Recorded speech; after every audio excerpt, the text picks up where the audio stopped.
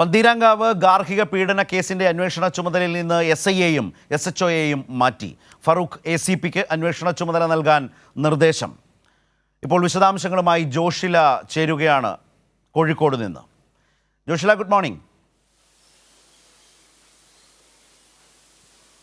Good morning Sarath. വളരെ പ്രധാനപ്പെട്ടൊരു തീരുമാനമാണ്. ഈ അന്വേഷണത്തിൻ്റെ തുടക്കത്തിൽ വലിയ അലംഭാവം കാട്ടിയ പോലീസ് ഉദ്യോഗസ്ഥരുണ്ട്. അവർക്കെതിരെ ആ കുടുംബത്തിന് പരാതിയുണ്ട്. അതിൽ വലിയ വിമർശനവും പൊതുവിൽ ഉയർന്നിരുന്നു. അതുകൂടി കണ്ടുകൊണ്ടുള്ള ശക്തമായ നടപടികളാണോ ഇപ്പോൾ രാവിലെ വന്നിട്ടുള്ളത്? തീർച്ചയായും ശരത്, അന്വേഷണ ചുമതല SI, SHO എന്നിവരിൽ നിന്നും മാറ്റിയിരിക്കുകയാണ്. ഫറൂഖ് ACPക്കാണ് ഇനി മുതൽ അന്വേഷണ ചുമതല. ഇതിനുള്ള നിർദ്ദേശം വന്നു കഴിഞ്ഞു എന്നുള്ളതാണ് നമുക്ക് അറിയാൻ സാധിച്ചിട്ടുള്ളത്. അതുപോലെ തന്നെ പന്തീരാങ്കാവ് പോലീസിന്റെ ഭാഗത്തു നിന്നും എന്തെങ്കിലും അലംഭാവം ഉണ്ടായോ എന്നുള്ള കാര്യം അന്വേഷിക്കാൻ ADGP അജിത് കുമാർ ഉത്തരവിട്ടിട്ടുണ്ട്. ഇത് സംബന്ധിച്ച് അന്വേഷണം നടത്താൻ സിറ്റി പോലീസ് കമ്മീഷണർക്കാണ് ചുമതല. അദ്ദേഹം ഉടൻ തന്നെ അന്വേഷണം നടത്തി ഇതിന്റെ റിപ്പോർട്ട് സമർപ്പിക്കേണ്ടതാണ് എന്നുള്ള കാര്യത്തിലും ഇപ്പോൾ ഉത്തരവായിട്ടുണ്ട്.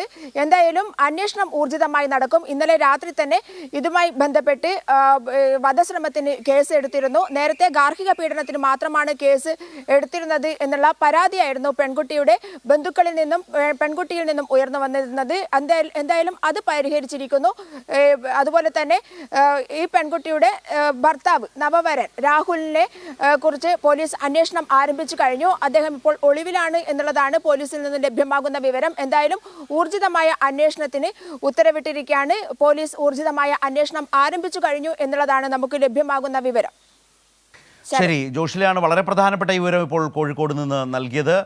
അന്വേഷണത്തിൽ അലംഭാവം കാട്ടിയ പോലീസ് ഉദ്യോഗസ്ഥരെ മാറ്റി നിർത്തുന്നു. ഫറൂഖ് ACPക്ക് ചുമതല നൽകുന്നു.